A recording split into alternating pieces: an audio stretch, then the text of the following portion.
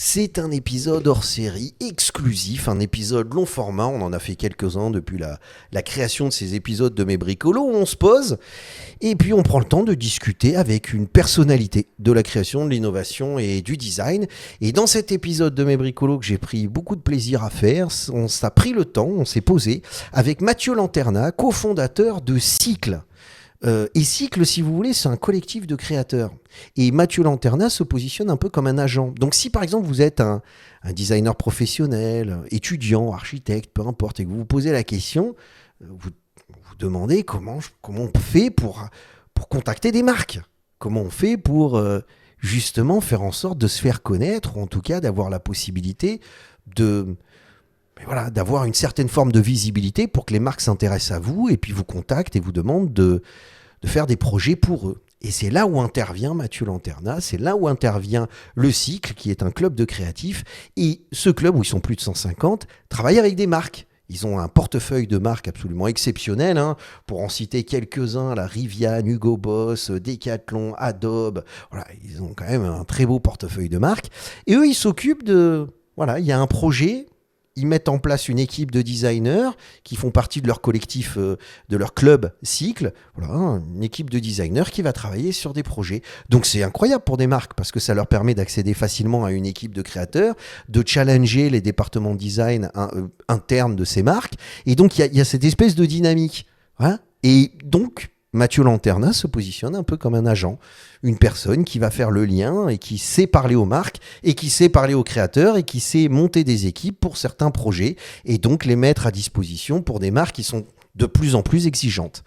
Voilà, donc c'est ce qu'on va découvrir dans cet épisode de Mes Bricolos. Vous allez voir, c'est vraiment passionnant et ce sont des choses où on n'a pas forcément... Enfin, ce sont des discussions, ou en tout cas des contenus d'informations dont on n'a pas forcément accès parce qu'on ne sait pas forcément que ça existe, on ne sait pas comment ça fonctionne, etc. Donc là, on va prendre le temps, pendant une petite heure, de discuter avec Mathieu Lanterna. Donc moi, je vous propose on arrête de papoter, de se retrouver tout de suite en couleur pour discuter directement avec Mathieu. Salam alaikum, bienvenue à tous dans ce nouvel épisode de Mes Bricolos, épisode numéro 30 ou 31 de la saison 6. Je sais pas quand est-ce que je vais publier cet épisode, mais ça va arriver incessamment sous peu, là je suis sûr que vous êtes en train de le découvrir. Donc, c'est notre petit rituel hebdomadaire, chaque mercredi à 17h hors GMT, je publie un nouvel épisode de Mes Bricolos, et dans ces épisodes de Mes Bricolos, on prend le temps de discuter, papoter, commenter les dernières actualités de la création, de l'innovation et du design, et de temps en temps, on reçoit des personnalités du monde de la création, du design. On a eu Safir Bellali, on a eu Sami Bernoussi des Holos, et là on a Mathieu Lanterna. Alors Mathieu Lanterna, je te présente rapide. Tu me dis si la présentation est bonne. Un cofondateur de Cycle Creative Club, une agence hybride qui réinvente la création à la demande, avec son parcours du rebranding mondial de Volkswagen à l'activation d'équipes créatives taillées sur mesure. Il nous plonge dans un univers où design rime avec agilité. C'est pas mal quand même. On va creuser ensemble comment il réinvente l'innovation, un projet à la fois. Alors l'idée, c'est de découvrir chaque projet un petit peu que tu as fait, en tout cas des projets qui peuvent mettre en lumière et illustrer un petit peu la façon, ta méthode, comment tu travailles avec tes équipes, etc. Puisque Cycle, quand même, c'est une agence qui est... il y a un super site internet que vous pouvez aller découvrir, c'est cycle-cc.com. Voilà, de toute façon, on fera les incrustations dans la vidéo pour que les gens puissent découvrir en même temps et avoir les images du contenu et de ce que tu produis ou de certaines choses dont tu parleras. Mais en fait, l'idée, c'est de se dire... Moi, tu vois, par exemple, j'ai une agence traditionnelle, un studio de design qu'on peut dire artisanal, un peu classique, tu vois. Je suis avec ma sœur, on a notre studio de design, Younes Duré Design. On travaille avec des clients, on développe des projets, on essaye d'apporter un discours, une histoire, on essaye de développer aussi une signature personnelle, une approche personnelle, et c'est aussi pour ça que les clients viennent nous voir. Et toi, c'est différent. Donc déjà, dans un premier temps, je pense, tu me diras si j'ai bien présenté Cycle, mais déjà, parle-nous de Cycle et justement, qu'est-ce qui fait la différence entre un studio traditionnel comme le mien ? Déjà, non, t'as super bien présenté et merci en tout cas de me donner l'opportunité aussi de parler de Cycle. Donc forcément, on va parler un peu de mon parcours, mais moi j'ai envie vraiment de parler du club. Ouais. Parce que tu as posé la bonne question. En fait, la majeure partie des gens qu'on représente chez Cycle, c'est des gens comme toi. En fait, avec un degré, on va dire, d'accomplissement forcément différent les uns des autres. Mais c'est là où je kiffe en fait que les gens se projettent. Parce que tu l'as dit toi-même, tu as déjà fait un parcours. Et en fait, moi j'aime bien vous mettre ce lien aux créateurs comme toi, d'acteurs, tout simplement. Tu as déjà entamé des belles collabs, tu as développé un style, tu as une équipe autour de toi, hein, tu l'as dit, hein, on a parlé de Mia, et c'est ça qu'on veut représenter. En fait, nous, on veut être au fait même du réel. D'accord. Et le réel, en fait, c'est qu'on a, on va dire aujourd'hui, 150 membres dans le club. C'est pas que des designers, j'ai vu, tu as des experts, tu as des ingénieurs. Exactement. On a des devs, on a des gens, en fait, dont les valeurs sont communes. Et tout le monde me dit, mais c'est quoi le secret ? Il n'y a pas de secret, en fait. Nous, on n'est pas élitiste, mais on est sélectif. On est sélectif sur les valeurs communes. Et donc, tout le monde me dit, comment on rejoint le club ? En fait, il n'y a pas de formulaire prédéfini. Il y a forcément, il faut être au moins en lien avec un membre du club ou avec nous, les fondateurs. Nous, on essaye d'être hyper approchable, raison pour laquelle moi, j'adore faire jouer l'exercice des bricolos. Des bricolos, ouais. Moi, je suis un bricologiste, tu vois. Donc, non, mais s'il dit ça, c'est que c'est un vrai. Non, je suis tout neuf, je dois être honnête. Je suis tout neuf, mais par contre, même en regardant tes anciens épisodes, je peux tout de suite me dire, c'est une référence que je peux apporter au club. Et en fait, je sais que j'ai 90% du club qui va regarder cette référence. Mais comment ça se passe ? Parce que moi, par exemple, il y a... Bon, vous faites attention à pas faire tomber les trucs derrière, hein, quand même, les amis. On est en direct, vous remarquez. Et là, Athénaïs vient de faire tomber son téléphone. Merci, Athénaïs. Il y aura le son de ton téléphone qui s'éclate au sol pendant l'interview. Donc, on revient. Comment tu fais, par exemple, est-ce que tu vas être force de proposition ? C'est-à-dire, tu as une équipe, tu as des mecs, tu dis, oh, ceux-là, ils sont bons. Je suis sûr que ça pourrait fonctionner avec cette marque. Allez, je vais aller les voir, je vais pitcher la marque pour leur proposer des créatifs. Ou à l'inverse, tu as des entreprises, ils ont leur département de design intégré, comme dans la plupart des cas, tu vois. Ils ont leur équipe de R&D, je sais pas quoi, un peu tout ça, qui s'occupe un peu de réflexion, développement produit. Et ils se disent, non, là, on a besoin de se rafraîchir un petit peu, de changer un petit peu de positionnement, on a besoin d'aller un peu plus loin, qu'est-ce qu'on peut faire, etc. Et ils viennent te voir. Comment ça se passe, en fait ? C'est un peu des deux. C'est un peu des deux, et en fait, on a une grande chance, Younes. C'est que nous, on a eu un postulat dès le départ de dire on ne veut pas représenter qu'un seul archétype. Tu l'as dit tout à l'heure, il y a différents profils, mais il y a surtout aussi différents intérêts. Il y a un intérêt forcément de venir produire, de venir acter avec nous, mais il y a aussi ceux qui veulent donner des opportunités. Donc le club, il est représenté aussi par les leaders de ces marques. Donc on a une chance, c'est qu'on a certains de nos membres qui sont quand même décideurs, et qui nous amène beaucoup d'opportunités. Ah, d'accord. Après, on ne vit pas dans un monde parfait. Donc, on a quand même des équipes avec des agents qui vont aussi présenter les membres, présenter le club. On essaye de... On reste beaucoup sur du in public. Donc, ça veut dire dans des événements où on va pouvoir présenter ce qu'on fait. Et à partir de là, on lance des conversations pour comprendre déjà les problématiques. Moi, je ne peux pas arriver demain et juste te dire, vous avez besoin de Cycle. C'est pas la réalité à tous les coups. En fait, certaines personnes, comme tu dis, vont venir nous voir et nous dire « Ouais, on a besoin de 10 personnes et tout. » Moi, je suis super heureux parce que ça flatte. Mais là où je suis encore plus heureux, c'est que parce qu'on a amené une variété, on représente aussi, je te dis une bêtise, des agences comme la tienne, mais aussi des agences qui font que du headhunting. Moi, je suis trop content d'amener des agences qui veulent simplement... placer. Je vois. Mais là, tu vois, dès que c'est hors scope, c'est ça, être agent en fait. C'est représenter aussi l'intérêt de ces gens-là qui ont un besoin, et moi je vais aller les représenter aux bonnes personnes. En fait, moi je travaille avec par exemple Concept House, qui est une des plus grosses agences, surtout dans le monde design automobile. Je suis très ami avec le CEO. C'est assez drôle, quand on a démarré, eux ils relançaient un petit peu l'activité, et puis il nous a supporté aussi. Voilà, ça c'est le juste retour de savoir aussi où est-ce que tu te places, où sont tes atouts. On a 150 atouts. Et forcément, il y a des fois où, oui, moi je vais avoir, et avec mon cofondateur, j'aurai l'occasion d'en parler, de Simon Defort, on on se pose des fois, on rêve, comme avec toi. Quand on a eu des discussions là, les derniers jours, forcément, ça me projette à aller soit dans le lot de partenaires de marque qu'on a déjà, mais surtout me dire, je crois que j'ai compris les valeurs d'Younes.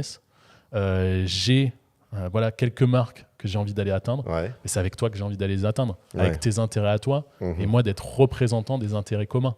Donc quand je vais aller voir une marque, première chose que je vais faire, c'est pas dire j'ai Younes Duré, non, c'est parlez-moi un peu de vous. Et à partir de là, je viens de voir.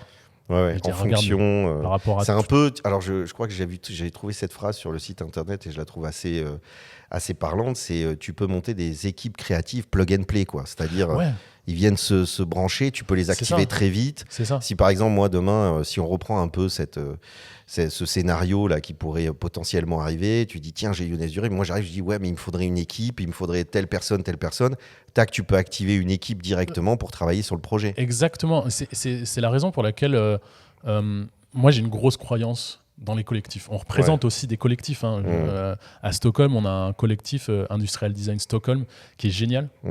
On les représente aussi.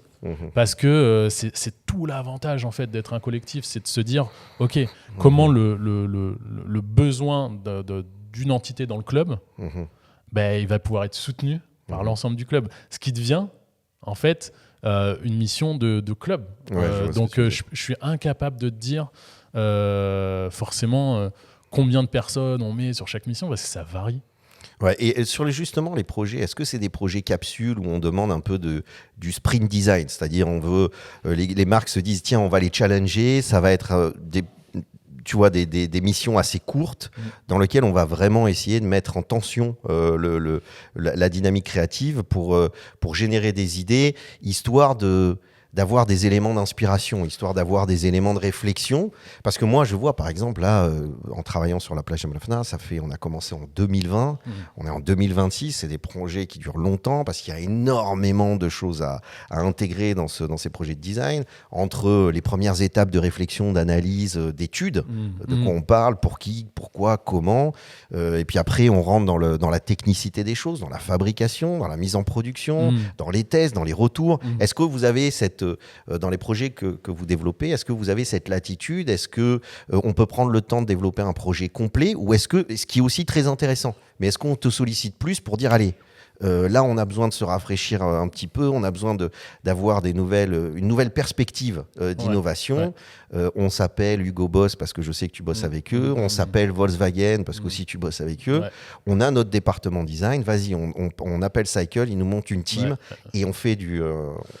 Et qu'est-ce que t'en penses? Est-ce que c'est plus que tu... En fait, ce qu'il faut remettre dans le contexte, c'est que nous, on démarre Cycle dans une idée où on se dit on veut travailler avec les gens, on veut faire. Donc, dans l'objectif de se dire ça, c'est qu'on a passé quelques années en fait, à tester pas mal de modèles. D'accord. Et aujourd'hui, je suis en capacité forcément de te dire où est-ce qu'on s'exprime le mieux. D'accord. Et où est-ce que les partenaires ont un réel besoin. En fait, aujourd'hui, les partenaires, ils ont un réel besoin sur l'amont.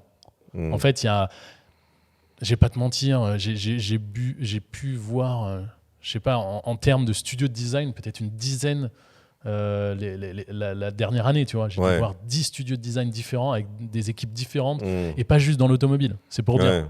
Et en fait, ils ont des gens extraordinaires, déjà en interne. Et moi, je parle souvent d'internal proof, donc faire vos preuves en interne déjà. Parce que au final, nous, quand ils viennent chercher Cycle, c'est vraiment pour dire, c'est pour les équipes. C'est pas pour le top management et pour les flatter. Nous, c'est vraiment dire. Et puis on a la chance aussi d'avoir certains membres d'équipe qui sont dans le club, donc ça facilite aussi le fameux internal proof. Mais pour répondre à ta question, en fait, là où nous on impacte vraiment, c'est vraiment sur ce early stage. Et après, je te pose la question aussi. Quand tu as un projet de 6 ans, par exemple, tu vas avoir des momentum. Et tu vas avoir des besoins sur lesquels tu vas travailler avec peut-être des assistants, avec des spécialistes, des gens qui vont connaître l'urbanisme. Tu vas aller des sociologues, des sociologues des historiens, sur un temps de 2 semaines. Et c'est ça qu'il faut dire aussi aux auditeurs. C'est que c'est un projet, quand on voit 6 mois, en fait, on se rend même pas compte en fait, du monde que déjà toi, tu vas aller amenés à s'activer autour de ce projet-là. Ouais, bien sûr. Et en fait, ça va être des momentum de quelques semaines. Et c'est ça qui devient génial en fait dans notre métier. D'accord. C'est que si on est tout seul, forcément, on se dit 6 ans, mais c'est énorme. Et est-ce que, par exemple, tu peux avoir, moi, dans le cadre de mon studio de design, est-ce que tu peux imaginer qu'un studio de design vienne te consulter parce qu'il a un projet avec une marque, comme moi, indé, studio indé, voilà, je suis installé au Maroc, imagine un projet, et j'appelle Cycle parce que j'ai besoin d'avoir aussi des compétences qui peuvent compléter le... Ouais. Ça peut s'activer un peu dans tous les sens, en fait. Oui, c'est ça qui est intéressant. C'est ça qui est intéressant. Alors, est-ce que tu penses que c'est ce type d'agence que tu représentes, qui est... c'est une agence... Alors, bien sûr, tu te présentes aussi comme un agent, et on va revenir aussi sur ton parcours, mais en fait, tu n'es pas qu'un agent, vous êtes un studio hybride 2.0. Est-ce que... une question, parce que moi, c'est une question que je me pose, et je pense que ça peut intéresser aussi les personnes qui nous regardent, c'est est-ce que les étudiants, ou est-ce que les studios comme mon studio de design, est-ce qu'ils vont évoluer vers des studios comme le tien, ou est-ce que c'est complémentaire, et est-ce qu'on peut avoir une structure un peu plus classique comme la mienne? Alors moi je dis structure classique, mais les gars, c'est pas si classique que ça. Mais je veux dire, voilà, parce que le fait d'être installé au Maroc, de travailler avec les artisans, d'activer tout un collectif derrière, d'artisans, de fabricants, il y a plein de choses qui se passent, mais est-ce que c'est pas... On va vers ça? Comment tu sens les choses en termes d'évolution dans la... Forcément, je parle sous ton contrôle, et aussi des gens qui vont nous regarder, parce que c'est aussi ça qui fait la beauté de notre métier. C'est qu'on est entre passionnés, il n'y a pas une seule direction qui est juste, et moi, c'est ce que j'aime. Comme tu l'as dit, en fait, moi, je pense que les studios en indé, ils sont déjà comme ça. En fait, il y a... ils ont déjà activé ce genre de... Il y a une grande nomenclature autour. Il faut que tu mettes certains termes. Mais la réalité, c'est que tu peux pas faire des projets comme toi, tu le fais demain. On en a d'autres. Là, on a Jordan Laporte, qu'on adore travailler. Mais même lui, qui a une grande présence sur les réseaux, même lui va mettre en avant en fait, les équipes avec qui il va travailler, qui vont l'aider à monter des projets. Mais ça j'ai envie de dire... On détache le design. Et alors, est-ce que inversement, les entreprises vont avoir de moins en moins de départements design en interne pour faire appel à ce genre de structures qui vont leur proposer tout d'un coup? Parce que l'avantage, c'est que ça peut muter. C'est-à-dire quand tu as, toi, ton équipe, ton département interne, il y a une certaine forme de logique, ce qui est bien parce que c'est pérenne, c'est une logique pérenne, c'est-à-dire dans le sens où tu travailles sur des projets, on se souvient des projets antérieurs, on évolue, mais on a besoin de dynamisme aujourd'hui. On vit une époque où créativement, il faut se renouveler, se questionner quasiment toutes les saisons, toutes les nouvelles gammes de produits. Alors, est-ce que finalement, c'est pas une alternative? C'est même c'est une obligation. Et en fait, oui, je prêche pour ma paroisse, forcément. Mais comme tu dis, il y a une réalité géopolitique, économique, qui pousse les studios à revenir à l'essentiel. J'ai pas envie de te faire le faux discours. Oui, c'est triste. Franchement, c'est triste de voir certains studios qui passent du simple au double, voire pire, qui ferment. Ça fait mal, vraiment, quand on entend ces histoires. Mais la réalité des choses, c'est aussi se poser la question, est-ce que c'est pas aller trop loin dans certaines entreprises à avoir... moi, j'ai travaillé pour un groupe, il y avait plus de 400 designers. Enfin, oui. Donc ça devient, il y a une aussi inertie. Des portfolios aussi, de produits, où ça devient une machine délirant. Donc on a tous des marques en tête qui sont en train de recentrer aussi leur portfolio. Réalistiquement parlant, je ne veux pas commencer à rentrer trop dans le technique, mais c'est aussi mon métier. C'est ce que j'amène aussi aux indépendants, c'est de comprendre. Le prenez pas personnellement. Et en fait, il y a des automatismes à avoir en tête, stratégiques. C'est des choses sur lesquelles j'ai envie d'amener ça, et pas juste aux étudiants. J'étais en conversation avec certains membres du club qui ont un très bon bagage, qui se posent des questions aussi sur tout simple. Est-ce que demain, je peux aller impacter une autre industrie? Je dis toujours oui.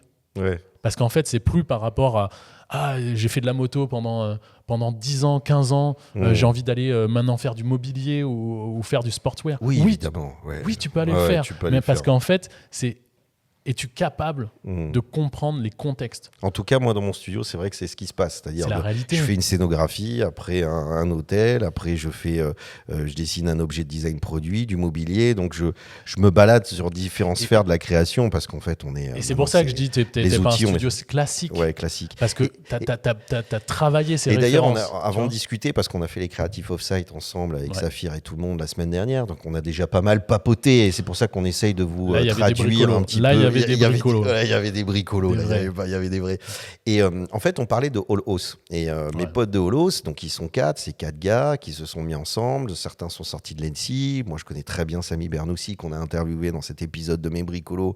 Je vous conseille d'aller voir un petit peu notre petite discussion et notre échange.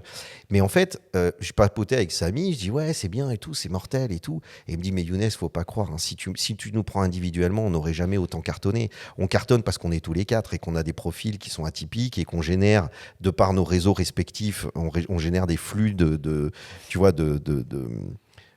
connexion avec différentes entités, différentes personnes.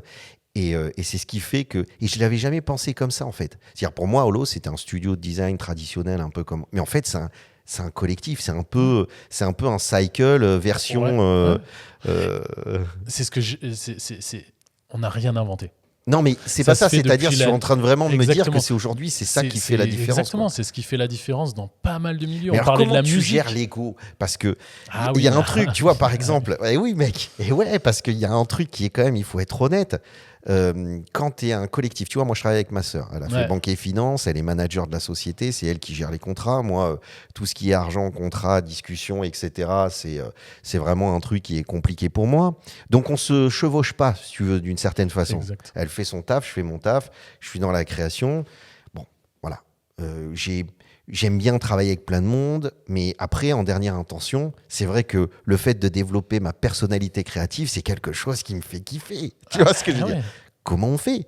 Parce que quand tu es dans un collectif et que tu es là à activer des teams, tu es un peu dilué dans comment tu fais pour d'abord comment tu fais pour gérer les différentes personnes, les égos qui doivent se télescoper de temps en temps. On sait à quel point quand on est dans une école de design et qu'on fait je regarde les stagiaires et d'ailleurs Ayoub, spécial casse dédié, ancien stagiaire qui est venu nous voir et on sait à quel point quand on est étudiant et qu'on travaille en binôme, des fois on s'envoie les crayons dans la tronche, les ordinateurs et tout ça. Parce que, c'est mon idée, non, c'est la mienne, non, c'est moi qui ai passé plus de temps à travailler dessus, non, c'est pas vrai. Comment on fait ? Parce que là, tout d'un coup, quand on a le paramètre argent et que ça rentre dans une dynamique, ça amplifie justement cette dynamique qu'on peut avoir dans les partages de projets créatifs. C'est clair. Et c'est là où moi, j'ai arrêté de jouer le designer, je le dis souvent. Et c'est là où vous allez vite comprendre que le métier d'agent, c'est pas juste placer des gens pour une opportunité. Quand je dis, moi, je vais pas me donner un faux métier. Je fais pas du recrutement, je fais pas du placement. Non, je suis agent. Donc je représente ces égos-là et je les adore, je les aime d'amour, tu vois. Et en fait, c'est là où notre métier, on se doit aussi de se former. Moi, je me suis formé aux neurosciences, j'ai essayé de comprendre quoi la gestion du stress. C'est quoi de manager aussi des stress. Parce qu'en fait, une équipe, on le voit, c'est des talents, c'est du hard skills, tu sais. Et il y en a, ils ont des hard skills, c'est vrai, ils sont très proches. Mais en fait, ce qui vous différencie, c'est vos références. Ça va être votre façon de gérer le stress. Ça va être tout un lot, en fait, d'éléments. Et ça, je veux le dire à tout le monde. C'est que demain, tu peux être à côté de quelqu'un où tu penses que vous partagez les mêmes skills. Crois-moi, tu l'as dit, dans un projet de 6 ans, même dans un projet de 2 mois, avec la pression qu'il y a, c'est là où je pense le seul talent qu'on a avec nos équipes, c'est que nous, on a l'habitude de savoir qui placer à quel moment. Et puis, il y a des gens qui vont être très à l'aise à présenter. Si je prends cet exemple très simple, il y en a qui ne vont pas du tout être à l'aise. Donc là, tu sais exactement... Et je pense qu'il faut être honnête. Je pense très honnêtement, pour faire ce métier-là, il faut regarder les gens droit dans les yeux, dire voilà, on va se mettre d'accord sur des conditions. Et les conditions, elles vont être telles. Mais tu me dis oui, tu me dis non. Et moi, j'adore dire ça. Tu as le droit de me dire oui, mais tu as le devoir de me dire non. Parce que si tu me dis non, moi, je sais en connaissance de cause pourquoi tu vas me le dire. Et je sais que je ne vais pas faire l'erreur derrière. exactement. Ça, c'est un devoir, c'est vraiment un métier à la fin. C'est vraiment un taf, ouais. Et moi, la question qui suit, c'est vraiment cette approche que tu peux avoir avec les designers qui font partie de Cycle quand tu actives des projets. J'imagine que tu dois aussi gérer l'humain, quoi. Parce que certainement, ils doivent venir te voir en disant je suis pas capable de faire ça, ou j'arrive pas à trouver d'idée. Non, donc tu dois avoir aussi ce rôle de gérer l'humain et tout. Et alors, c'est là où ça devient très intéressant, c'est parce que tu es designer. Alors, tu te présentes comme agent, mais tu es designer. Tu as une formation de design. C'est ça. Donc déjà, j'ai envie de te poser la question, parce que là, ça fait 25 minutes quasiment qu'on parle de tout ça. Et c'est hyper intéressant. Moi, j'ai appris plein de trucs. Mais en fait, comment tu as découvert le design, quoi? C'est parce que tu es designer. Donc, c'est ça. Alors, c'est ça qui est intéressant, parce que quand un designer vient te parler, un créatif vient te parler, tu vois, tu n'es pas un mec du business qui va commencer à lui parler de rentabilité. Tu peux, mais tu as cette sensibilité créative. Donc, justement, comment tu as découvert ce métier? Comment j'ai découvert ce métier? C'est très simple. Younes, j'avais 6 ans. Je comprenais pas pourquoi j'arrivais pas à communiquer. Je suis né brésilien. Ouais. J'ai grandi en tant que Français dans une ville pas très loin de Samy, Vernoussy. C'est rigolo, à Limoges. Ça. À Limoges, ouais. Je le savais pas, c'est en regardant un épisode des Bricolos que je m'en suis rendu compte. Ouais. Blague à part, je rêvais. En fait, j'ai toujours rêvé, et mon moyen d'expression, c'était le dessin. Et un jour, je tombe sur un reportage. Et vous allez comprendre, l'histoire est magnifique, mais c'est un reportage de Julien Montous sur Turbo, qui est designer chez Mazda, qui dessine, des voitures, mais qui dessine aussi des animaux. Il y a plein d'expressions dans ce reportage ça fait 10 minutes, et je sais que je vais devenir designer automobile. Donc je fais tout le parcours. Déjà, quand tu as annoncé ça à tes parents, ils ont capté, parce que généralement on dit non, tu vas faire architecte, tu vas pas faire. Ouais, exactement. Voilà. Mes parents, eux, c'était très. Quoique maintenant ça doit être différent, mais à l'époque, à l'époque, c'était comme ça. Pour les rassurer, je dis oui, je vais devenir architecte. Et sans mentir, je pense que j'aurais pu devenir architecte, mais il y avait une affinité quand même avec le produit. Je suis encore un passionné d'automobile, même si j'en fais plus. Mais voilà, je rentre comme ça en fait dans le monde du design avec comme des millions d'étudiants. T'as fait quelle école? J'ai fait ISD Rubica, qui s'appelait avant ISD tout court, Valenciennes. Et je suis parti du coup à Valenciennes pendant 3 ans où dur comme fer. Je pensais que j'allais être designer automobile, mais il y a une rupture. Il y a une rupture où en fait, pareil, Lego. Tu vois, pourquoi je suis capable de maîtriser des Lego? C'est parce que en fait, dans mon histoire de vie, il y a eu des déceptions qui ont touché Lego. Et on en parlait avec toi. Je viens d'une ville, Limoges, où on a des merveilles, des artisans, mais incroyables. Et j'avais la chance d'avoir dans la famille proche quelqu'un qui avait un atelier de porcelaine. Je me suis dit, ok, j'ai pas de stage, mon ego est touché, mais au maximum. Mais qu'est-ce que je vais faire? C'est vrai que c'est une période compliquée pour les gens qui veulent faire des stages, parce que tu dois te frotter à la réalité, et tu te rends compte que les gens ils t'attendent pas, ils ont pas forcément besoin de toi. Et puis il y a des conjonctures économiques. Moi je suis tombé sur une période où la marque pour qui je devais aller travailler tout de suite ferme des usines. Il y a des gens qui partent. Qu'est-ce que tu veux dire là-dessus? C'est fatal. Donc oui, l'ego, c'est dire je suis mauvais, etc. Mais quand tu as fini de pleurer, il y a un moment, il faut prendre une décision. Il te le faut. Donc j'enlève les détails, mais je vais travailler dans cet atelier de porcelaine avec les artisans, et je me fais un délire. Je me ferai un vrai délire. Et après cette période-là, en fait, c'est ce qui m'a débloqué. En fait, ce retour aux sources, c'est de me dire je suis peut-être capable de faire d'autres choses, et je suis surtout capable d'embarquer des gens avec moi, des artisans qui ont peut-être pas fait, du moins qui n'ont pas le même parcours que le mien, et on s'y retrouve. Et ça, c'est génial. Et en fait, c'est ce qui a fondé un petit peu aussi les bases pour moi. Et forcément, l'histoire voudra que je parte en Italie. Pareil, l'année d'après, je ne sais pas ce que je vais y faire, mais moi, je m'étais inscrit sur l'histoire de la mode italienne. Donc là, tu as fini tes 3 années j'ai fini mes 3 années là. Grosse déception de vie. Et pour aller embarquer sur mon master, je pars en Erasmus en Italie, à Politecnico di Milano. Juste parce que j'avais un délire avec la mode. C'était la seule chose qui m'inspirait et qui me faisait sortir de mon truc automobile.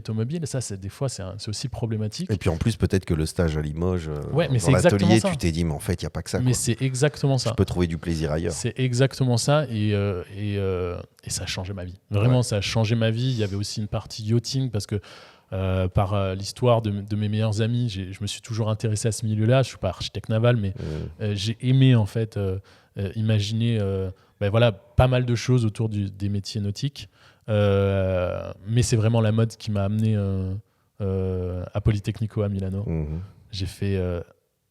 Mais j'ai l'impression qu'il y a aussi une particularité dans ta personnalité, c'est que tu es facile dans le contact, rencontrer des gens, créer des dynamiques d'échange. C'est aussi ça parce que quand tu me racontais ton histoire, là on est sur une discussion qui est plutôt où tu expliques ton parcours. Mais en fait, il y a le côté humain dont tu n'as pas encore parlé, mais tu t'es retrouvé dans des situations à discuter avec des gens... Ouais, j'ai l'habitude de me présenter habituellement en disant que je suis un aligneur de planètes. Vraiment, mais vraiment. C'est notre rencontre, si on devait la raconter, on prendrait 2 heures. Mais c'est l'alignement des planètes, c'est ce que je fais. Et comme tu dis, l'humain. En fait, je pense qu'on ne peut pas faire ce métier si on n'a pas des qualités humaines sincères. En fait, c'est des choses où... on n'a pas besoin d'être extraverti comme moi ou peut-être comme toi, je sais pas, mais même les introvertis, en fait, ils trouvent le moyen de communication où ils vont vers les autres. Et c'est souvent la beauté du métier, c'est que ça te pousse à aller voir les artisans. Comme je dis, moi, ce qui m'est arrivé, c'est ça. Et après, forcément, je deviens designer, mais le moment où je deviens designer pour un grand groupe automobile, je tombe amoureux des gens, réellement parlant. Moi, mon postulat, c'était de dire, après l'Italie, tu peux te dire, je veux pas parler allemand, je veux pas travailler pour une marque allemande, je veux pas faire d'automobile, parce que moi, c'est la mode et les yachts. C'est ce qui m'est arrivé. Je tombe dans la plus grande marque, le plus grand groupe allemand. Je parle maintenant allemand. Et tu es marié à une Allemande. Je suis marié à une Allemande, j'ai une petite fille qui est née en Allemagne. et la vie est bien faite. Mais moi, je suis tombé amoureux d'un mentor. Et spoiler alert, c'est aussi l'associé chez Cycle. C'est pour vous dire ô combien je tombe amoureux des humains. Sûr. Et je suis tombé amoureux de 200 designers que je voyais sur les magazines. Donc quand tu arrives là-bas, tu peux jouer forcément dans la cour des grands. Ça, c'est génial. Je veux pas dénaturer aussi ce message. Que ce soit Younes ici, on est des entrepreneurs forcément à différents niveaux, avec différents vécus. Mais allez faire le test. Allez-y dans les studios, rencontrez ces gens, quelle que soit la situation, même si c'est une marque, faites l'effort de faire le pas. Parce que en fait, ça donne toute une structure que je peux pas nier aujourd'hui, qui aide Cycle, que ce soit pour Simon, que ce soit pour moi. Les agents qu'on demande à avoir, c'est des gens qui ont été partie prenante de l'industrie. Parce que, comme tu l'as dit, on parle à des humains. Il faut pouvoir comprendre leur stress. Il faut pouvoir avoir été à leur place. Moi, j'en ai fait des battles. Et je connais les rouages aussi. Je sais au combien tu peux avoir ton ego qui va primer, mais je sais aussi comment calmer ton ego, mais toujours avoir le résultat que tu attends. Ça, c'est hyper important. Et c'est hyper important et ça me permet de revenir un petit peu à ton histoire et à Volkswagen, parce qu'en fait, tu t'es retrouvé dans une position assez incroyable. Alors déjà, comment tu es rentré dans Volkswagen et comment tu as participé avec les équipes au rebranding de la marque? Alors, ça, c'est je l'ai dit en début, mais le mec, il a fait le rebranding de Volkswagen Monde. Alors, et toujours pareil, avec une équipe formidable. Bien sûr. Mais ça, tu parles souvent de cet événement comme quelque chose qui a changé ta vision à la fois de la création, de l'interaction, des dynamiques de groupe, la façon dont on travaille sur un projet, etc. Donc, raconte-nous un peu cette histoire-là. En fait, je me fais... après l'Italie, là. Après l'Italie, avec ce postulat de dire jamais. Je me fais scouter par un gars qui vient du groupe Volkswagen et qui vient me dire en fait, ton jamais, j'adore le storytelling. Je dis, mais il n'y a pas de storytelling, je ne sais même pas ce que ça veut dire. Il me dit, je veux te faire rejoindre l'équipe design, en extérieur design. Donc en fait, on rejoint en fait un programme qui était à l'époque en interne et que que le cofondateur Simon Defort a créé en interne quand il lui aussi travaillait chez Volkswagen, parce que c'est lui qui m'a recruté. C'est lui qui vient me chercher à l'école. Et comme je vous dis, c'est des alignements de planètes magnifiques. Il faut savoir les voir. Hein, c'est ça. Parce qu'il y a un côté un peu magique, mais c'est du boulot. Il faut savoir. C'est de la présence. Les saisir, en fait. C'est chance. Et moi, je saisis ma chance, en fait. Oui, je veux pas aller en Allemagne, mais à ce moment-là, en fait, je tombe tellement amoureux de l'idée du projet et de l'honnêteté, en fait, de la personne que j'ai en face de moi, que je me dis, mais ça me coûte rien, je suis jeune, j'avais pas de famille, j'ai tout à y gagner. Donc, je parti pour 6 mois à Wolfsburg, en Allemagne, l'opposite de la farniente italienne. Mais j'ai un objectif clair, je veux impacter, moi. Moi, je veux juste impacter mon milieu et je voulais amener ma pierre à l'édifice. J'arrive là-bas, on démarre ce projet-là. Et puis, en fait, je dois présenter mon profil à l'ensemble des équipes. Et j'avais mon chef extérieur design, Marco Pavone, qui est une sommité dans notre milieu, et qui apprend que je suis brésilien. Et qui me dit, mais comment c'est possible? Tu m'as jamais dit que tu étais brésilien, parce que j'ai pas cette chance de parler portugais aisément. Et il me dit, non, mais c'est mort. Maintenant, tu fais partie de la famille. Tu vas venir avec nous. Donc, il m'apprend déjà. Pas mal de choses. Et puis, un jour, il me fait confiance et il me dit, voilà, il nous faut quelqu'un de l'équipe. Tous les designers sont pris. Donc, forcément, ils envoient le stagiaire. Et c'est là aussi la beauté de rester soi-même. Il m'envoie là-bas parce que aussi j'ai exprimé cet intérêt dans mon portfolio. J'aimais raconter des histoires. J'ai pas essayé de changer qui j'étais juste pour plaire. Et ils me voyaient aussi interagir avec les gens dans le studio. Et c'est vrai qu'ils m'ont donné cette confiance et je suis resté 1 an dans un studio secret. Donc j'ai pas vu, moi, dès le départ, les studios. En fait, j'ai pas vu les studios où travaillaient les designers tous les jours. Moi, designer de style et de... C'est ça, j'étais dans un studio secret, on avait le marketing, on avait le design. Moi, je pensais que ça allait être toute ma vie, ça. Et en fait, je me rends compte qu'il y a d'autres métiers à côté de designer automobile. Les gens qui font les plateformes de marque, le monde des agences extérieures, c'est là où je le découvre. D'accord. Je découvre ce que c'est de présenter un membre de board, parce que 2 semaines après, je suis déjà en train de présenter un concept qui n'a rien à voir avec l'automobile. En fait, moi, j'avais aucune responsabilité, je ne vais pas faire de faux mensonges. Non, mais toi, t'étais disruptif. J'étais disruptif. T'étais là pour amener c'est ça, de la fraîcheur. En fait. Un peu. En fait, je fais ce pont avec ton agence. C'est un peu comme si c'était les prémices de Cycle. Tu incarnais Cycle et on venait prendre un esprit créatif un peu disruptif qui vient un peu péter la logique trop structurée d'une boîte comme celle-là. T'étais déjà Cycle dans l'âme. Dans l'âme, en fait, on a toujours été Cycle, soit Simon ou moi, depuis la naissance. Et tout le monde est un peu Cycle. C'est ce que je dis, on n'a rien inventé. Mais voilà, dans ce projet-là, en fait, je me rends compte qu'il y a le branding. Et on est une équipe de 15. Et on s'éclate, quoi. Mais vraiment, on s'éclate à faire tous les touchpoints de la marque, travailler avec les experts aussi qui viennent de l'extérieur, nouer des liens. Et puis moi, j'avais une chance énorme, c'est que ce projet-là, il était tenu par le board member marketing et mon chef design, Klaus Bischoff, Klaus Titsura aujourd'hui, qui est maintenant chef du design du groupe Shangang, un des plus grands groupes automobiles chinois. Et ça crée des liens. Ça crée des liens extraordinaires. Bien sûr. Et toujours pareil, rester soi-même. Quand on parlait, soit avec Klaus ou avec mes collègues du marketing, je restais moi-même. Je parlais de la mode, je parlais que j'aimais danser, ma culture. Je parlais de l'Italie, vous pouvez même pas vous imaginer, tous les 4 matins. Et en fait, on se rend compte qu'on a les mêmes références, les mêmes passions, les mêmes intérêts. Et ça, les intérêts, pour revenir sur le sujet Cycle, c'est ce que j'ai compris, en fait, en étant dans une entreprise. Mais en même temps, je vois une personnalité où tu es passionné, un peu comme je me vois en toi, tu vois, d'une certaine façon. Mais je vois aussi une vraie expertise de fond. C'est-à-dire, quand tu dis « je suis passionné par l'Italie, je suis passionné par ça », quand on creuse un peu, alors là, c'est vrai que dans une formule de mes bricolos, on va...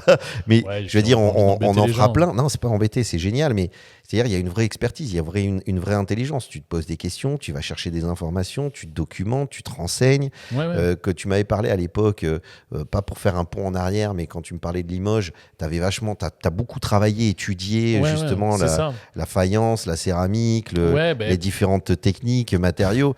En fait, derrière, il n'y a pas simplement une naïveté d'un jeune qui débarque avec toute l'envie. Il y a aussi une profondeur d'analyse, une vraie expertise, une vraie intelligence. Il y a surtout l'envie de pouvoir converser avec les gens qui sont autour de nous. Voilà, c'est donc ça. Quand j'étais à Limoges, forcément, je ne vais pas vous faire de longues histoires, mais je rencontre une artisan qui s'appelle Agnès, qui travaille pour la fabrique à Limoges, qui a fait des œuvres magnifiques pour Hermès, pour Dior, qui est dans l'ombre, qui aime rester dans l'ombre. Ouais. Mais je parle des heures avec elle. Elle me montre des samples. Ouais. Mais comment tu veux pas, simplement par respect, quand elle te donne une référence, ne pas la lire, pas aller voir ses vidéos. Et en fait, c'est ça qui m'a donné mon identité. C'est que moi, je dis souvent, si tu as une passion, tu m'en parles avec beaucoup d'honnêteté, je deviens passionné. Ouais. Je crois que c'est ça mon vrai talent en tant que personne. C'est que très vite, je vais pouvoir respecter la passion des autres et en fait essayer, par simple respect, de travailler. Oui, mais tu as cette curiosité. Parce que les gens passionnés ne sont pas forcément très... ils ne sont pas tous curieux. Non, curieux, ils le sont, mais je veux dire dans le sens où ils vivent leur passion, mais ils la racontent pas forcément tout le temps. Et Exactement. Il faut aller les chercher, les solliciter. Là, tu touches un vrai point, c'est raconter ces gens-là. Et ça, c'est vrai que il y a l'exercice aussi des PRP, alors je sais plus comment ils les appellent maintenant, des rapports de stage, des choses comme ça, qui nous poussent en fait. Ouais. Et moi, c'est vrai que c'était des exercices que j'adorais quand j'étais à l'école. Je continuais à faire ce genre d'exercice même chez Volkswagen, même pendant le branding. En fait, j'amenais une fois par semaine des sujets. Je vous donne une anecdote très simple. Je sortais avec une fille à l'époque qui faisait du cuir végétal. Et en rentrant la voir entre chaque week-end, elle me dit j'ai fait des tests. Je dis putain, c'est génial, j'ai jamais vu ça de ma vie. Elle faisait du cuir avec de la mangue, de l'ananas et tout.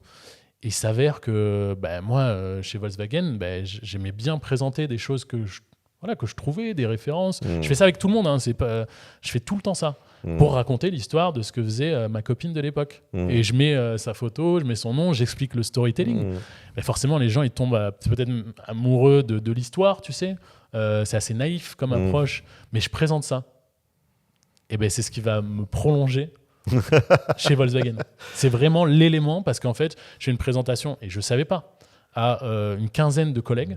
Dans la quinzaine de collègues, il y a la responsable Color and Trim qui me dit j'adore comment tu présentes, j'adore que tu nous partages en fait. Tu partages et tu nous challenges sur des choses qu'on ne connaissait pas. Et qui connaissaient, mais qu'eux-mêmes n'avaient même pas testé. Tu vois, on avait des micro-ondes et des cuisines magnifiques à Volkswagen. Une personne venait prendre des mangues, des pots de mangue, faire la petite confiture et puis essayer de la faire sécher et puis essayer de comprendre c'est quoi les propriétés. Mais voilà ce qui me pousse en fait, c'est que je veux tellement respecter les histoires des gens que oui, forcément, je veux bien faire mon métier. Et en fait, quand je vais présenter ton histoire ou celle de tes stagiaires, je vais le faire avec beaucoup d'attention à ce qu'ils m'ont dit, à ce qu'ils m'ont donné comme référence, ce que tu vas me donner comme référence.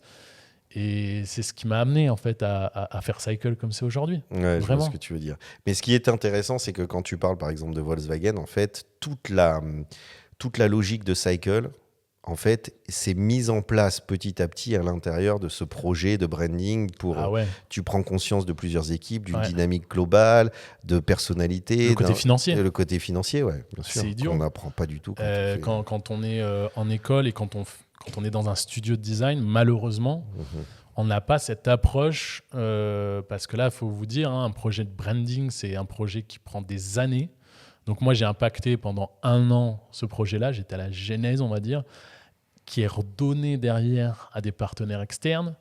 Des fois, c'est internalisé, mais quand bien même, on a des agences très spécifiques qu'on connaît tous, les McKinsey, les Capgemini, qui sont intégrées certaines fois, alors peut-être pas au studio design, mais au studio marketing. Je ne vais pas rentrer trop dans le technique, mais c'est vraiment pour rappeler qu'à ce moment-là, je me prends tout ça, quoi. Et au lieu de m'effondrer et de me dire, mais je connais rien, je me dis, mais génial. Parce qu'en fait, le designer, il a un vrai rôle. Il y a un vrai rôle. Il y a un vrai rôle. On n'est pas... je le dis souvent, on est à la merci de nos utilisateurs et aussi à la merci d'un marché. Mais il faut savoir avoir le bon langage pour le comprendre, ce marché. C'est ça. Et c'est souvent ce que tu disais. Nous, designers, on a juste envie de répondre à l'utilisateur de la meilleure des manières. On a envie de s'exprimer. Mais derrière, on rencontre beaucoup de designers. De friction de par le fait que... friction par rapport à ce côté économique de la chose et ce côté même géopolitique de la chose. Ouais, stratégique, politique. On a des projets qui sont arrêtés liés à de la géopolitique. Ouais, bien sûr. Il y en a qui l'ont pris mal. Mais c'est là notre rôle, de venir aussi assister dans ces moments-là et de dire que, en fait, on va trouver un moyen d'ouvrir quand même des opportunités. La période dans laquelle on est t'ouvre des opportunités.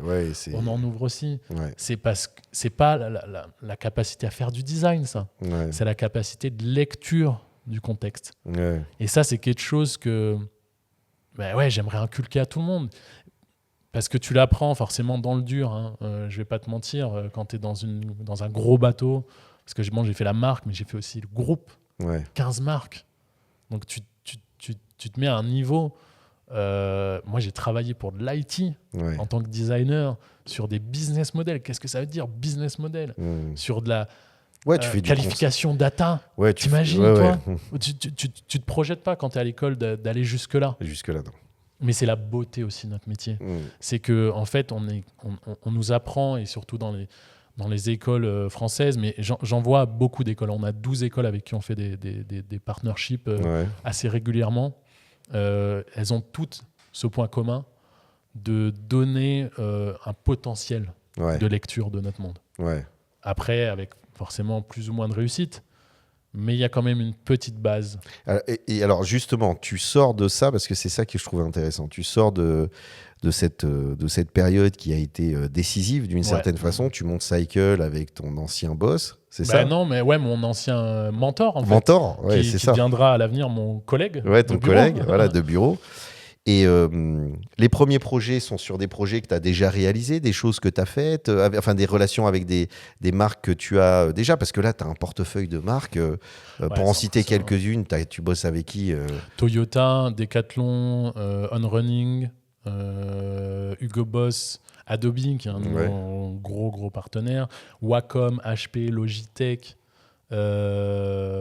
Discom. La part de la On Running, c'est un rêve. C'est vraiment un rêve de gosse, hein, que en tout cas je réalise. Non, mais c'est-à-dire, c'est aussi pour dire, il y a énormément de marques. C'est pas simplement, en fait, on voit que c'est le principe, c'est-à-dire que on a des petites marques aussi. Mais il y a des petites marques, des grosses marques, mais c'est-à-dire que les marques ont besoin de ce genre de profil, enfin de studios, de collectifs, et ils ont besoin de ça pour. Ça montre qu'il y a un vrai intérêt aussi. C'est ça aussi. C'est pas simplement. J'ai envie aussi de rappeler quelque chose. C'est que oui, on voit les grands noms et forcément c'est cool de faire du name dropping, etc. Mais en fait, il y a des gens derrière. Et nous, là où on a changé le paradigme, c'est que on n'essaie pas de construire un portfolio de marques. Je vais être très honnête. Par contre, nous, on essaie d'intégrer des gens qui ont une forte valeur. Et en fait, là où nous, on a changé, c'est qu'on a, comme je le disais tout à l'heure, on ne représente pas juste des indépendants, on représente des leaders de marques qui ont l'intérêt d'être mis dans la communauté. En fait, la plus grosse demande que j'ai des différentes marques que j'ai déjà dans le portfolio ou que je vais avoir dans les prochaines semaines, mois, Inch'Allah. Le point commun, ils veulent être inclus. L'inclusivité, parce qu'en fait, c'est aussi le problème des marques. Quand on est dans un studio design, il y a tellement de métriques, il y a tellement de contraintes aussi liées à la confidentialité qu'ils ont tendance à cacher les équipes design. Donc nous, designers, on n'est pas au fait. Donc la première opportunité de Cycle, c'est de se mettre au goût du jour. Avec la représentation, comme on l'a. On a des étudiants qui sont encore en école, qu'on a sélectionnés pour rejoindre le club. Des gens qui viennent tout juste d'être diplômés. On a des gens qui ont déjà une carrière comme Monsieur Younes Duré. Je fais mon métier aussi d'agent, j'essaie de le récupérer. Non, mais tu vois, pour te dire, on a des gens qui ont 40 ans de carrière derrière eux. Oui, c'est pas eux qui vont aller faire l'émission, mais nous, ce qu'on prend dans le club aussi, c'est le conseil, le côté advising. Donc nous, on a des advisors dans le club. Qui, des fois, moi, ça m'arrive. Et ça te permet de proposer différentes temporalités de projet, quoi. Mais moi, aujourd'hui, je fais plus de design. Aujourd'hui, je fais plus de design. Je dois être très honnête, je ne design plus. mon métier, j'essaie d'amener une grande qualité, d'aller scanner pour l'ensemble du club. Donc je vais discuter avec les gens, je vais essayer de comprendre comment toi tu fais ton métier. Mais comme on a eu la chance d'en parler avec des très grands designers, réellement, c'est pas pour les ramener dans le club qu'on fait ça à chaque fois, c'est aussi comprendre qu'est-ce qui se passe, donne-moi la réalité. Comme quand on va dans les écoles. Je discutais avec tes stagiaires, j'essaye profondément de comprendre à la même hauteur pour moi, parce que en fait, si on arrive à bien écouter ces générations, c'est quelque chose d'hyper intergénérationnel, notre métier. Si on arrive à bien les comprendre, normalement on a des réponses pour certaines problématiques qui vont arriver de ces grandes marques. Et oui, forcément, c'est ce qui nous... Et si par exemple tu devais illustrer un ou deux projets dernièrement que vous avez réalisés avec des équipes, tu parlerais de quoi Par exemple, tu as travaillé pour quelle marque, tu as activé quelle équipe dernièrement, le plus gros du travail, on l'a fait pour le groupe Toyota. Ouais. Avec qui, je peux vous le dire, ça a mis 1 an et demi de négociation. Ouais, donc c'est ça aussi la réalité. C'est aussi ça, voilà. Et c'est là où aussi nous on mitige un risque énorme. C'est que des indépendants, ils auraient tendance à se dire, j'ai pas les moyens d'attendre 1 an et demi pour un approval, mais ça fait partie de la réalité. On en parlait toi et moi. Si on n'est pas perméable, il faut être résilient dans ces périodes-là. Mais avec le groupe Toyota, c'est là où c'est magique. C'est que forcément, tout le monde va se dire, ouais, alors, est-ce que tu as fait des projets design ? Oui, on en a fait. Mais comment on est rentré dans ce partenariat ? Parce que d'abord, c'était les faire adhérer à l'idée du club. Donc, quand je dis ça, c'est... je prends Alexandre Gommier, je prends les leaders chez Toyota, c'est de leur faire comprendre aussi c'est quoi les valeurs du club. Ils y ont adhéré je ne sais pas si c'est par chance, mais aussi parce que on tombait au bon moment. Je dois être honnête. Il y avait des besoins. Nous, dans le club, on a des gens de chez Toyota. D'accord. Donc tout ça, ça fait que nous, on vient prendre le conseil auprès de ces gens-là, comprendre. On ne cherche pas à avoir des secrets industriels. Ça ne nous intéresse pas. Par contre, ce qu'on essaie de comprendre, c'est quoi les dynamiques comportementales, c'est quoi les dynamiques entre les équipes. Comme je vous ai dit, ça, c'est hyper important pour bien faire notre métier après, de dire mais vous avez besoin de telle personne. Oui, sur le skills, peut-être que cette personne-là... Alors là, sur Toyota, on a 5 archétypes de missions différents. Ça va de la mission média. D'accord. Ça va du simple designer CAD qui vient soutenir les équipes pour faire de la 3D. Ça va être des missions beaucoup plus UX, UI. Ça va être sur des pré-concept, des phases de pré-concept. Donc voilà à peu près les archétypes. Et puis aussi, on développe pas mal de programmes pour nos clients, plus liés à la stratégie de développement. Donc en fait, un studio de design, ça reste quand même une entreprise aussi. Désolé de l'apprendre à certains. Et il faut avoir pas mal de stratégies de développement, et surtout dans la période dans laquelle on est, des stratégies de résilience, savoir comprendre aussi comment on va pouvoir prendre des décisions. Ça, on essaie de supporter à notre niveau, avec les gens qu'on a dans le club. On a la chance d'avoir des excellents stratégistes, on va dire, design stratégistes, qui nous aident énormément là-dessus à mieux accompagner aussi ce style de client. Et en fait, là, on vient activer des groupes. Donc là, on sait qu'on est sur une relation longue durée déjà. On sait qu'on va avoir chaque année un budget qui va être défini. Par rapport à ça, on va avoir des challenges. Ces challenges-là, on fait à chaque fois une proposition par challenge. On sait que la plupart du temps, c'est aussi la réalité. On peut être mis en compétition, et on se doit d'être mis en compétition avec d'autres entités extérieures. Après, le gros avantage de Cycle, c'est que nous, on est intégré, onboardé dans la majeure partie des marques que j'ai citées. Donc, ça veut dire qu'on facilite aussi eux l'administratif. Donc ça, c'est hyper important aussi. Il y a une espèce de fluidité qui se met en place, qui est naturelle, et tout peut s'actionner rapidement. Exactement. Et on est dans une période où quand ils ont besoin de le faire, tac, ils peuvent... Et après, nous, on ne promet rien. Nous, on promet rien. Nous, on essaie de monter une proposition de valeur avec un modèle de collaboration.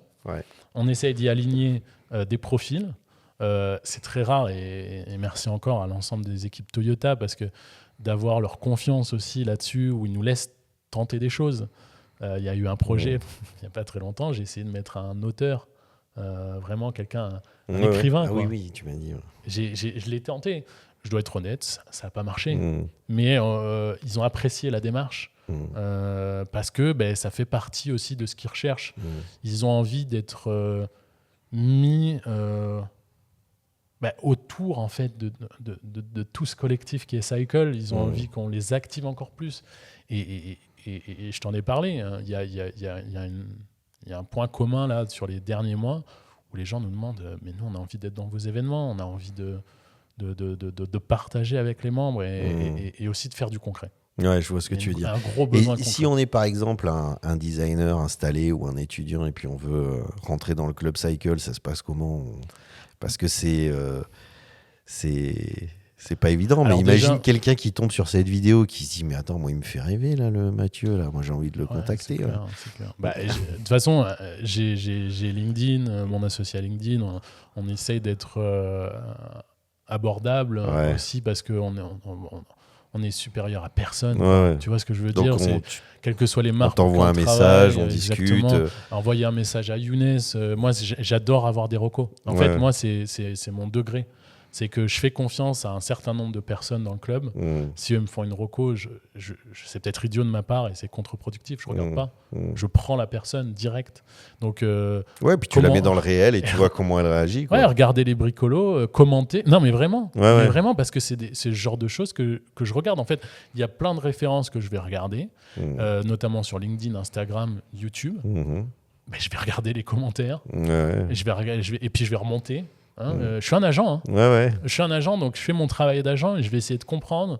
Et si en plus, je vois qu'il y a des affinités communes, si on a des contacts en commun, ça peut être moi qui contacte. Bien sûr. Donc, c'est souvent le cas. Mais là, vous êtes 150. Il n'y a pas une limite à un moment donné pour garder cette...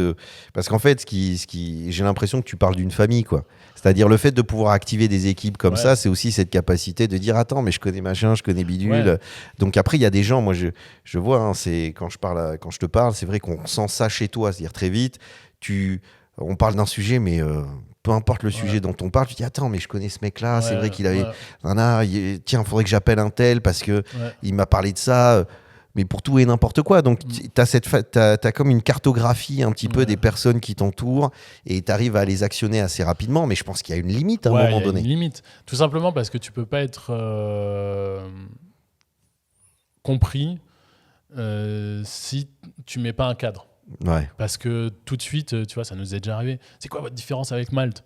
Mais nous, on n'est pas Malte. On adore que Malte existe. On est une alternative beaucoup plus sélective que Malte. Mais demain, si vous n'avez pas les moyens de vous payer les services Cycle, mais allez sur Malte, il y a des gens extraordinaires. Vous allez juste pas avoir ce travail d'agent et de curation. C'est juste ça. Mais si vous êtes censé, que vous avez du temps surtout, c'est ça nous qu'on solutionne, c'est que les gens avec qui on travaille, ils n'ont pas le temps de faire ça. Ils n'ont pas besoin de Cycle pour trouver des talents. Je vais pas te mentir. Tu n'as pas besoin de Cycle, toi non plus, pour trouver des clients ou des prospects. Mais par contre, tu as besoin de filtrer, tu as besoin d'avoir un niveau de confiance. Mais je trouverais ça intéressant de me challenger. Par exemple, si tu m'appelles demain, tu me dis écoute Younes, j'ai ce client. Voilà le projet créatif. J'ai pensé à toi et je te dis mais mec attends. Mais c'est parce qu'on a passé ce temps-là ensemble. Mais je trouverais ça ouf parce que ça me permettrait d'expérimenter un champ créatif qui serait super intéressant. C'est exactement la même chose sur ce côté. Marc, je suis parti dans un tunnel donc j'ai perdu le fil de la question, mais non, mais c'était parce qu'en fait, on parlait, tu sais, quand je disais tu as 150 personnes, ça fait une grande équipe, tu as une limite, tu as besoin de les connaître. Exactement, la limite, on aimerait rester, on va dire, autour de 150, 200, très honnêtement, tout simplement parce que comme dans une famille, il y a des membres de famille qui ne veulent plus rester là pendant tout le temps, ils partent, ils reviennent. Nous, on adore ça, il y en a qui viennent nous voir, bon les gars, là, pendant un an, je ne veux pas entendre parler de Cycle. On adore, on marque, on a une plateforme, on a créé une plateforme pour nos agents, pour mieux faire leur travail et pour aussi les gens dire leur disponibilité pour les agents. Il y en a des fois, ils se mettent en rouge. Les agents, ils savent direct. Non, celui-là, pendant un an, je ne l'embête pas, je ne lui fais pas de proposition. Donc ça, c'est ce que j'adore aussi. Et c'est pour ça que je te dis, soyons réalistes. 150, 200, ça reste encore Moi, mon gros objectif, vraiment, sur les prochaines semaines, là, maintenant, c'est d'avoir une équipe d'agents qui soit plutôt représentative aussi des membres du club. Donc là, on est 5, je me compte encore dedans. Forcément, petit à petit, pareil, appel à candidature. non, mais j'aimerais bien aussi avoir des agents dans le monde du luxe qui sont meilleurs que moi, qui ont déjà travaillé dans ce milieu-là et qui aiment en fait représenter les histoires des créatifs et qui aiment l'humain, tout simplement. Bien sûr. Donc par contre, grandir l'équipe d'agents et lui donner une vraie valeur, les former aussi. C'est un nouveau job que j'apprends, d'être chef d'entreprise. Former leur des donner, équipes. C'est ça, former des équipes, leur donner des outils, donner des missions, exactement. Parce que, mine de rien, oui, on fait plus de design, mais on essaye de prendre soin de tout le monde. Donc, moi, j'évite de mettre mon nez J'adore la art direction. Alors maintenant, j'ai envie. Ça fait maintenant plus de 55 minutes qu'on discute. C'est génial. Moi, ceux qui sont restés jusqu'à maintenant et qui ont regardé l'épisode jusqu'à maintenant, 55 minutes, j'aimerais bien que tu donnes des tips. Pour toi, le design actuel et surtout dans le futur, comment il va muter, comment il faut se préparer, quels sont, par exemple, on parle d'IA, on parle de plein de choses, mais sur les dernières 5 minutes de cette émission des Bricolos, j'ai envie que tu délivres un petit peu soit des clés, des astuces, des conseils, des trucs pour féliciter ceux qui sont restés et qui nous ont regardés jusqu'à maintenant. Merci. Par exemple, l'IA. Les nouvelles technologies. L'IA, c'est le sujet. Il faut intégrer ça. C'est-à-dire maintenant un designer qui ne maîtrise plus l'IA, qui ne sait pas créer d'agents. Est-ce que Oui, parce que c'est comme refuser l'avènement de Photoshop à notre époque, tu vois. Moi, j'en ai connu des gens qui restaient au marqueur, au ProMarker et puis au Faber-Castell. Mais c'est génial. Mais oui, continuez à embrasser les outils. Mais dites-vous toujours la position de l'outil. Moi, c'est ce que j'essaye de faire comprendre. En fait, les personnes qui viennent me voir, c'est très régulier, qui me disent tu penses pas on va perdre notre job et tout. J'essaie de leur donner une vision assez simple. C'est qu'en fait, ce métier, avec toutes les avancées technologiques qu'on a connues, la différenciation, surtout pour nous créatifs, c'est jamais fait par rapport à l'outil. Par contre, elle s'est fait par rapport à notre adaptabilité au contexte dans lequel l'outil il évolue. Donc forcément, moi, je pense pas être le meilleur web codeur, mais je fais du web coding. Je code avec l'IA parce que j'ai pas les compétences. Mais j'essaye tout de suite, quand je fais du web coding, de discuter avec mes devs. Je t'ai dit, on a des devs dans le club. Ça me pousse. Et c'est ça qu'il faut s'intégrer. C'est que dès qu'on a un outil qui va venir nous faciliter peut-être 1, 2, 3 étapes du process, comment on les remplace ? Moi, demain, c'est pas IA à tout prix. Et j'ai un postulat là-dessus. C'est que demain, vous allez vite comprendre que la nouvelle génération, ils n'utilisent pas l'IA pour leur faciliter ou gagner du temps. Au contraire, ils utilisent l'IA pour déjà s'exprimer d'une manière très directe, d'exprimer leurs sentiments. Par rapport à ces sentiments-là, ils vont aller itérer et par contre, ils veulent faire. Et tu étais hier avec des artisans, tu vois le temps que ça prend, faire les discussions, c'est ça la valeur ajoutée. C'est être capable demain de pouvoir faire ce que tu as fait avec l'IA. Parce que faire de l'IA... très honnêtement, ça va plus être un skills. Ça va être une normale. Tout le monde. Une évidence, je le disais il y a pas longtemps, vous devez avoir des cousins qui sont peut-être un peu plus bricolos que vous. Ils arrivent à des résultats où tu te dis, punaise, c'est ouf parce qu'ils gèrent le nodal. Voilà. Aujourd'hui, si je dois conseiller quelqu'un, faites du nodal. Essayez de comprendre ce que c'est le nodal. Mais faites aussi l'expression. Il faut savoir s'exprimer. C'est ce que j'adore avec l'IA. J'ai jamais autant lu depuis que l'IA est là. Parce qu'en fait, je me remets à lire... j'ai relu un livre que je n'avais pas ouvert depuis longtemps. La parole est un sport de combat, Laurent Perrier, tu vois, sur l'éloquence. Tout simplement parce qu'en fait, j'avais envie que mon agent, l'IA, il comprenne toutes les valeurs de l'éloquence. Je n'ai pas relu le bouquin, mais j'ai repris toutes les parties que j'avais mis des post-it. Mais je me suis retrouvé à être... Et je ne suis pas du tout comme ça. C'est comme à l'université, là. Ouais. Tu marques, et puis tu vas là un petit peu sur le laptop, tu tapes un crowbar, tu te dis attends, mal logé. Mais ça, dites-vous que la génération qui arrive, c'est là où ils vont exceller. Génial. Parce qu'eux, ils ont compris la valeur humaine qu'ils ont. Et en fait, ils veulent faire, ils savent maîtriser les outils pour faire, ils vont revenir sur cette valeur artisanale, eux, ils n'ont pas peur d'aller voir les artisans, de dire non, je ne vais pas dans cette grande boîte parce que moi, je veux rester dans mon terroir, je veux apprendre avec les artisans. Ah, c'est pas le Mathieu Lanterna quand il s'est fait banane. C'est la génération qui arrive, attention, mais vraiment. Et c'est là où je veux remettre l'église au milieu du village. Venez, on parle plus de la nouvelle génération et de ses talents qu'ils font plutôt que de l'outil. Là, on est concentré à parler du tournevis, quoi. Pourquoi on ne parle pas des artisans et cette tu ne penses pas que, par exemple, dans les écoles de design, ils se focalisent beaucoup trop sur l'outil et en essayant de dire non, mais si tu ne dessines pas, tu n'es pas designer, si tu es... Ouais, c'est difficile, je pense, aussi pour les universités. Je ne veux pas leur tomber dessus direct parce qu'ils sont liés, en fait, à... Encore une fois, c'est un sujet de contexte. Les gens qui dirigent les écoles, ils sont liés à des programmes. Ils essayent de maintenir aussi une qualité que souvent les États, même quand c'est détenu sur un fonds privé, ils doivent donner des preuves.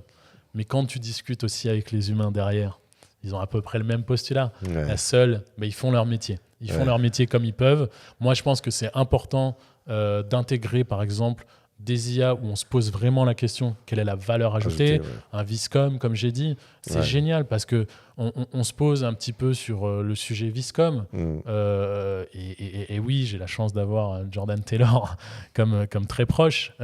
Et quand ils ont démarré, c'était son obsession. Il veut parler aux gens qui font. Un jour, j'ai fait une interview de lui et je lui ai dit c'est quoi ton obsession du moment? Putain, et j'étais sûr qu'il allait me dire Nvidia, il y a des trucs qui vont. Il me dit quoi? J'étais à Paris. Je suis tombé devant une boutique où c'était un tanneur. Il faisait du cuir à la main. Mais je te parle de ça quand il a démarré Viscom. Et je lui dis, mais du coup, comment ça t'inspire? Moi, demain, je veux parler à cette personne-là. Je veux lui donner l'outil. Et je veux venir l'observer, quoi. Et aujourd'hui, je peux vous jurer, allez voir un petit peu Viscom, ce qu'ils communiquent et tout. Ils le font de cette manière-là. Ça, je suis d'accord. Et les écoles, elles se doivent de donner les outils. Par contre, là où j'ai envie aussi des fois de mettre des claques, je dois être honnête aux écoles, c'est remettez-vous aussi dans le contexte. N'allez pas juger un étudiant par rapport à sa maîtrise de l'outil. Et moi, je travaille avec des écoles qui sont exceptionnelles et qui... Non, pas parce qu'elles me font intervenir, mais parce qu'elles font intervenir des gens comme toi. T'en avais une il n'y a pas longtemps dans ton studio. Lisa. Mais ça, c'est génial. Faites-les sortir. Moi, j'ai un seul conseil à donner aux universités. Hier après-midi, j'ai fait un... Allez, prenez le risque de faire sortir vos étudiants. Vous allez voir. Moi, j'ai fait pour un supplier LVMH qui fait de la verrerie, Pocher du Courval. J'ai fait venir 15 étudiants de l'école Créapol. À venir voir comment était fait un flacon. Spoiler alerte, même moi, j'étais comme un gosse. Et on était tous comme un gosse. J'étais étudiant pendant cette mais tu gardes cet émerveillement. Mais eux aussi, ils ont ce besoin, en fait. Et le projet s'est super bien passé parce qu'ils avaient ces souvenirs-là. Et c'est ce qu'ils demandent. Et c'est là où j'ai une affection pour les universités. Forcément, j'ai envie d'aller disrupter quand même. Mais plus dans cette direction de dire venez, on les fait sortir. Venez, on leur fait rencontrer Younes Duré et puis on vient taguer sur un mur tous ensemble. On fait quelque chose, on produit quelque chose de cette rencontre. Exactement. Mais on fait je suis totalement d'accord avec toi. Et c'est un peu, quand tu parles de se challenger et de s'émerveiller de choses, parce que voilà, ça fait partie de notre métier. Il ne faut pas croire qu'on est blasé parce que tout d'un coup, c'est Cycle qui travaille avec je ne sais pas combien de brands, qui a un portfolio extraordinaire. Non, on a cette âme de gosse. Et moi, je dis souvent aux stagiaires qui sont là, tiens, regardez les épisodes de mes bricolos, comment vous trouvez, comment je peux m'améliorer, est-ce que je me répète, est-ce que les sujets sont intéressants? Parce que c'est vraiment d'un exercice, peu importe le nombre de vues, c'est une question d'exercice, de tester des choses, de voir et tout ça. Le wonder, à la fin, j'en discutais avec quelqu'un qui est spécialiste des neurosciences, c'est le seul point commun, l'émerveillement. On est avec, on meurt avec.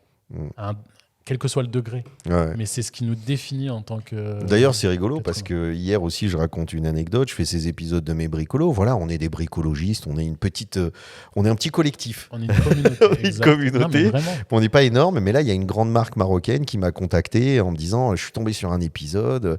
T'as ton discours sur la marque, parce que je parlais d'eux en fait. Ouais. Ton discours sur notre marque m'a interpellé. J'ai envie de te rencontrer parce que justement, par rapport à ce que j'ai écouté à côté, tu as une approche qui est différente, tout en étant critique, mais une approche construite qui me fait réfléchir sur ma marque, quoi. Total, on l'appelle comme on veut, cycle, bricolo. Ouais, c'est ça. Ouais. Créer votre communauté, vraiment. Ouais. Créer votre communauté, même utiliser l'IA. En se challengeant soi-même. Utiliser l'IA pour scanner. Ben voilà, est-ce qu'autour de moi, j'ai une petite communauté aujourd'hui, on peut mettre tous nos amis LinkedIn dans un seul et même database, laisser l'IA analyser et créer vraiment vos communautés. Moi, c'est le... Ouais, je crois que là, on a le mot de conclusion qui est super bien. Bravo, merci Mathieu. Je me suis régalé de faire cet épisode de mes bricolos. Merci les amis. Hein, si vous avez regardé jusque-là, vous pouvez commenter tagine au poulet. Ouais, comme grave. Ah, grave. On vous donne 30 minutes avec Inès et Mathieu en entretien. Je prends le risque pour toi. Je sais que t'es occupé. Allez, vas-y. C'est tagine au poulet. Tagine au poulet, vous avez 30 minutes free, menton. Voilà, autour d'un tagine au poulet, d'un bon verre de thé à la menthe. En tout cas, ça m'a fait plaisir. Je t'ai rencontré lors de ces Creative Offsite. Voilà, moi je vous propose, pour ceux qui ont regardé cet épisode de mes bricolos, je vais laisser, vous allez voir, ça va apparaître à gauche à droite des épisodes complémentaires, celui avec Saphir, celui avec Samy Bernoussi. Continuez à regarder ces épisodes de mes bricolos parce que c'est ce qu'on s'est dit hier. Ces épisodes de mes bricolos ont valeur d'archive. Ça permet de revenir. On ne dit pas que ce qu'on dit aujourd'hui, quand Mathieu revient l'année prochaine et qu'on va se refaire un épisode de mes bricolos, ça se trouve, on dira l'inverse, le contraire, l'opposé, ou on ira dans le sens. Parce qu'en fait, on essaye de se renouveler constamment. Et ces vidéos ont valeur d'archive pour revenir en arrière, pour se dire, ah tiens, à l'époque, je disais ça. Est-ce que c'est toujours d'actualité? Voilà, c'est garder cette espèce de créer des données qu'on peut après revoir, consulter pour voir comment les choses ont évolué. Donc voilà, vous allez voir les épisodes qui vont s'afficher à droite et à gauche. Vous pouvez encore cliquer sur ma petite ganache. Aide-moi pour qu'ils s'abonnent. Abonnez-vous. Abonnez-vous. De toute façon, vous êtes obligé, après être resté 1 heure, il y a un biais là. Voilà, vous avez déjà fait le plus gros. Voilà, vous êtes obligé de vous abonner et rejoindre la team des bricologistes, déjà, le club des bricologues. Exactement. Rejoignez la communauté des bricolos. Allez, pslama à tous, à la semaine prochaine. Bye. Ciao.